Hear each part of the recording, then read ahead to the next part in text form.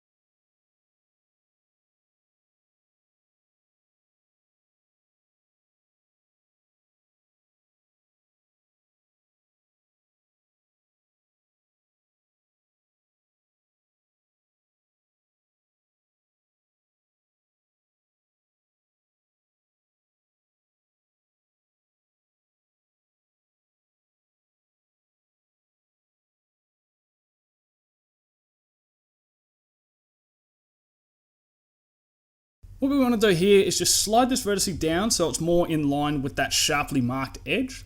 We can then grab the vertice at the back of the triangular piece and merge that, and then we can merge the final vertice closest to it with the sharp marked on it, so that final one, and that will begin our joining process of these three separate meshes. We then want to get the knife tool and we just want to make an extra cut through the angled part of the mouthpiece here, as we have an end gone, so we can't actually add any additional loop cuts through it at the moment. Once we've done that and we bring everything back into view, we're going to want to use the knife tool again and make a cut from where we merged those three vertices before and bring it down the length of the triangle. And this is going to help us bring in an edge that aligns with the triangle on the front mouthpiece.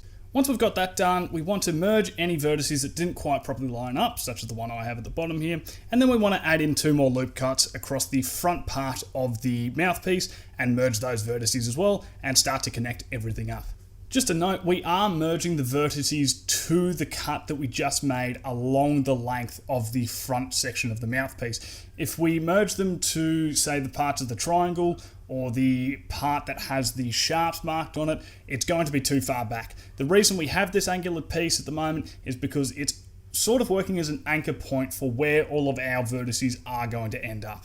In saying that, you'll notice we still have some faces that go too far back of the mesh at the moment. So we're just going to add in a cut here that roughly resembles the direction of the sharp edges. It doesn't matter, much like mine, if it's not exact, as we're going to do some more vertice merging afterwards, and that will fix up any discrepancies. So here we're just going through and deleting the unnecessary faces. You'll notice that the face at the bottom at the moment actually isn't connected to anything, and that is in part due to this problem that we had at the end of the last video. So we're going to go ahead now and fix that up and start to join in vertices to a singular connected point at the base here. Much like we've done before, we just want to do an edge slide on this vertice and stop just as it sort of starts to phase through the side face of the triangle there. Now that we have this in place, we can start to do some merging and we can start to fill in these faces properly and finish out the problem that we had at the base here.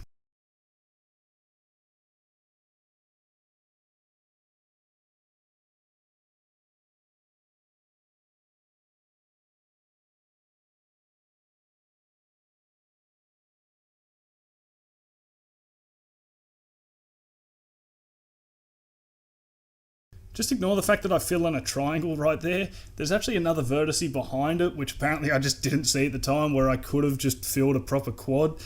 This actually causes me another problem where I try to resolve it using an extra loop through the middle of the triangle later on.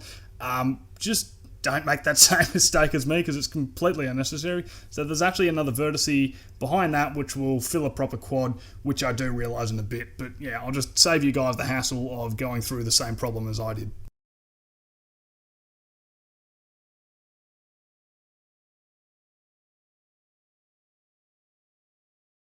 So now that I've finally realised that I could fill in a quad there, we've gone ahead and we've fixed the problem that we had at the end of the last video. So we no longer have this weird obscure triangular gap in between our mesh.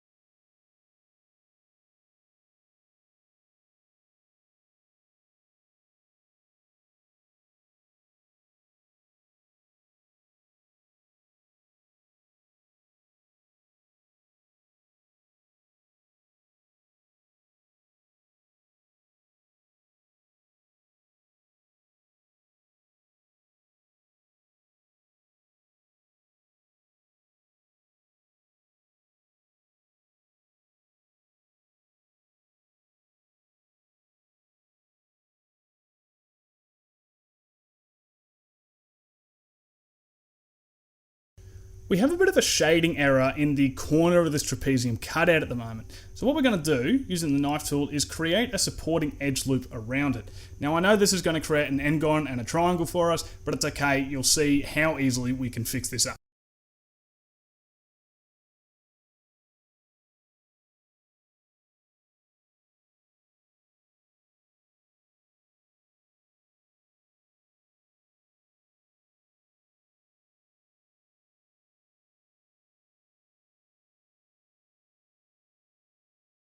Once we've made these adjustments, we just want to put a crease on this extra edge that we've made here.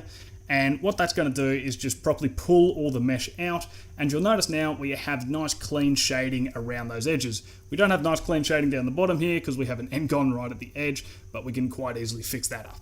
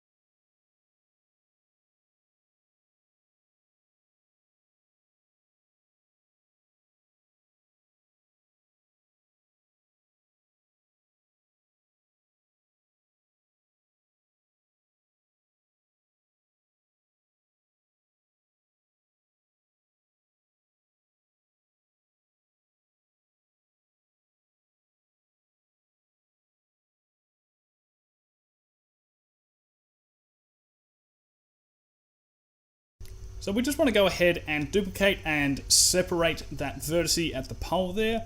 Once we've done that, we can apply the shrink wrap and we can get rid of the solidify modifier. What we're going to do with this vertex is use it to create an extra extrusion that comes out from the front of this trapezoidal part of the brim. Now, doing an extrusion on this vertex and then using the snapping tool set to edge, we're going to snap it along the innermost edge of the helmet here and bring it up just till it lines up with the reference image.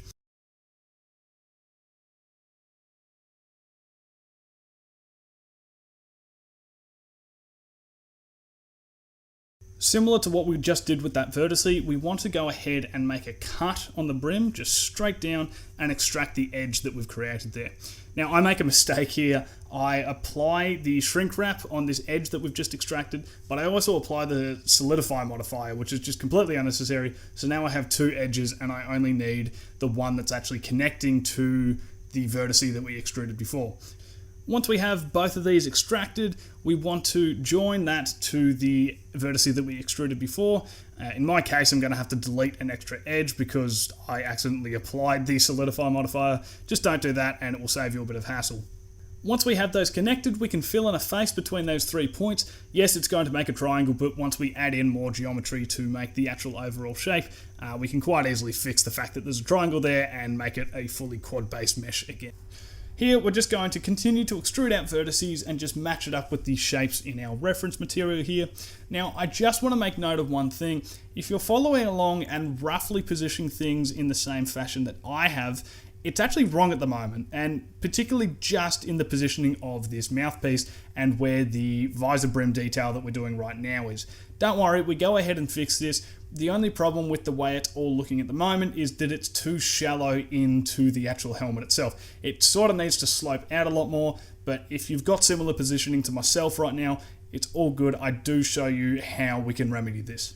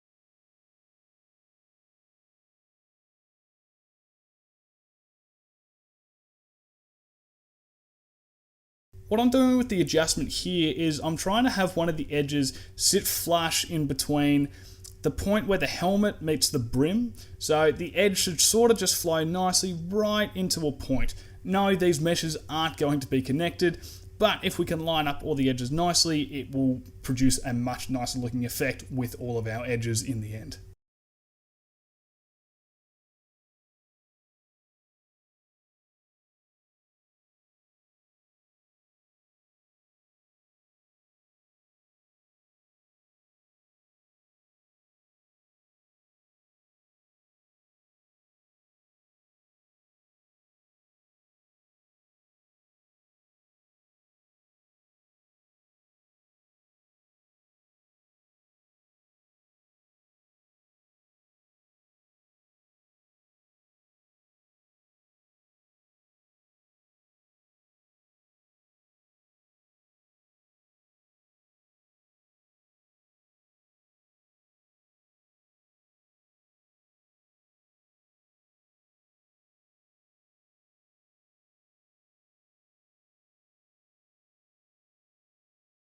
So now that we've got this shape properly modeled out, we can go ahead and join it in with the rest of the brim. So we just want to go ahead, hide that face in the top right hand corner, and then we want to add in 2 loop cuts. And if you don't already know what it is we're about to do, we're going to create a support loop around this area, and then we're going to connect up all the vertices so that this mesh and the trapezoidal mesh that we just modeled are all connected as one.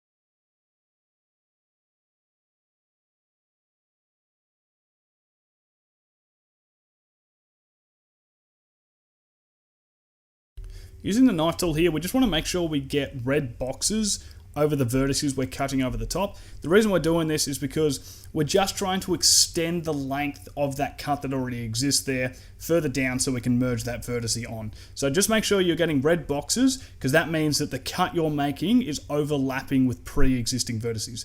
If you have any mistakes such as I had there, it's really easy to remedy. So long as you have the 3 major points of connection, we can then add in the rest of the geometry to the brim.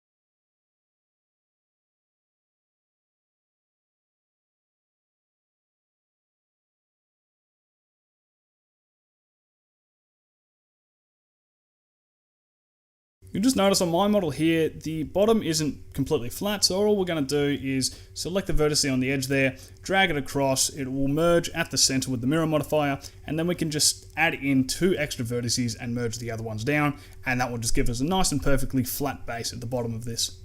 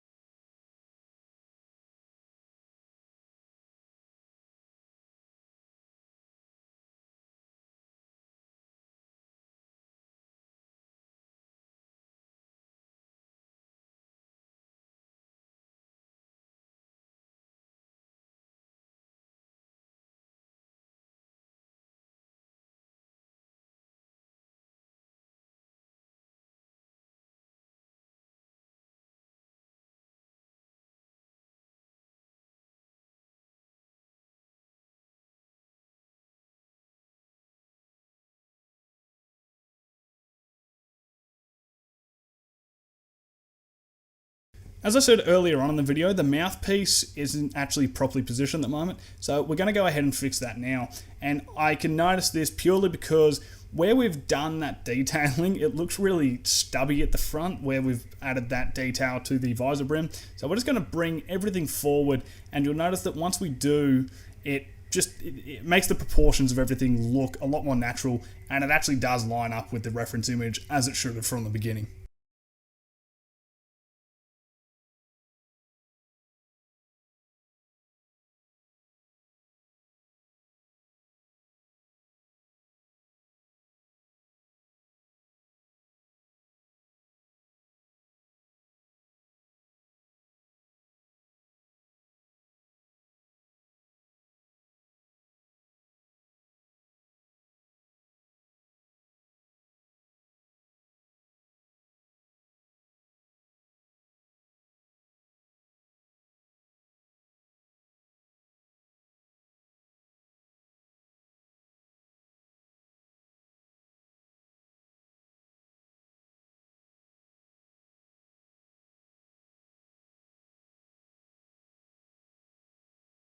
So guys, this has been an exceptionally long episode, but I applaud you all for making it this far. I apologise that this one was longer. I just felt that it had to be due to the level of detail that we were covering in the front section of the helmet here. But, I mean, if we look at what we have done, we pretty much have all the major forms modelled out of the helmet. If we were to bring the visor back in here, we would have something that very closely resembles the Mark 6 Gen 3 helmet right now. So we've done a lot of the hard work. From here on in, we do need to still model a couple of the major forms and designs of the helmet, but from here on in, we should be able to start to get into some of the more exciting parts of the modelling, doing the detailing and putting the polishing touches to the rest of the model. With that said, just once again, well done. You've done a superb job to get this far, and I will see you all in the next episode.